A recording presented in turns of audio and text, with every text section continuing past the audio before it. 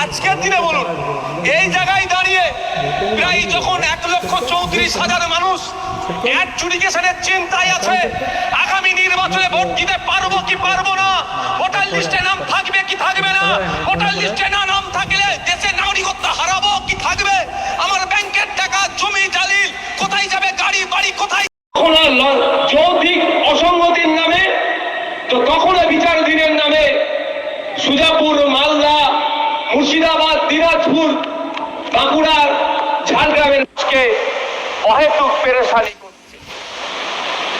কিছু কথা আজকে আপনাদের বলবো, মনে থাকবে আপনাদের।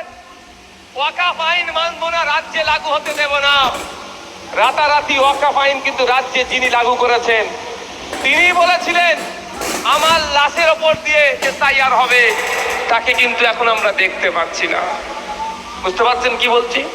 আমি তখনও বলেছি, আজকেও বলছি, সাপ হয়ে দংশাবে, ওজা হয়ে ঝাড়বে এরা। আমি আগে ফিরে আসি, আগে আমাদের অবস্থানটা কি করতে হবে দাবি করে বিশেষ করে বলেছিলাম, অমিত শাহ মোদিজি কেন তাদের 14 পুরুষের ক্ষমতা নেই একটা ভারতীয়কে দেশ থেকে তাড়াবার। আপনারা জানেন, আপনাদের এই মালদা জেলার আমরা গিয়েছিলাম তার বাড়িতে, কি নাম আমির, পেল অর্ডার দিয়ে পরে ফেলে দিয়েছিল, কেউ ওর দিকে তাকাচ্ছিল না, সবাই ওর বাড়িতে গিয়ে কয়েকজন ছবি তুলেছিল, নেতারা অল্প গল্প শুনিয়েছিল, আমরা পৌঁছে গিয়েছিলাম, মাস্টার আমরা পৌঁছে গিয়েছিলাম, 1 সপ্তাহের মধ্যে আমির তার বাড়িতে এসে গিয়েছিল।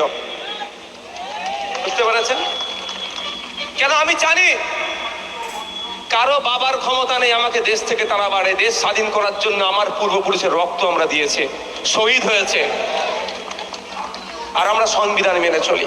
ঠিক একইভাবে বলছি, কিন্তু আপনারা অনেকে ভয় পেয়ে গিয়েছিলেন। স্বাভাবিকভাবে আপনারা সহজ সরল মানুষ, যা ভয় দেখিয়েছে আপনারা ভয় খেয়ে গিয়েছিলেন, তৃণমূলকে ভোটটা দিলেন। তাহলে আজকের দিনে বলুন, এই জায়গায় দাঁড়িয়ে প্রায় যখন 1,34,000 মানুষ অ্যাডজুডিকেশনের চিন্তায় আছে, আগামী নির্বাচনে ভোট দিতে পারবো কি পারবো না, ভোটার লিস্টে নাম থাকবে কি থাকবে না, ভোটার লিস্টে না নাম থাকলে দেশের নাগরিকত্ব হারাবো কি থাকবে, আমার ব্যাংকের টাকা জমি জালিল কোথায় যাবে, গাড়ি বাড়ি কোথায় যাবে, এই চিন্তায় যখন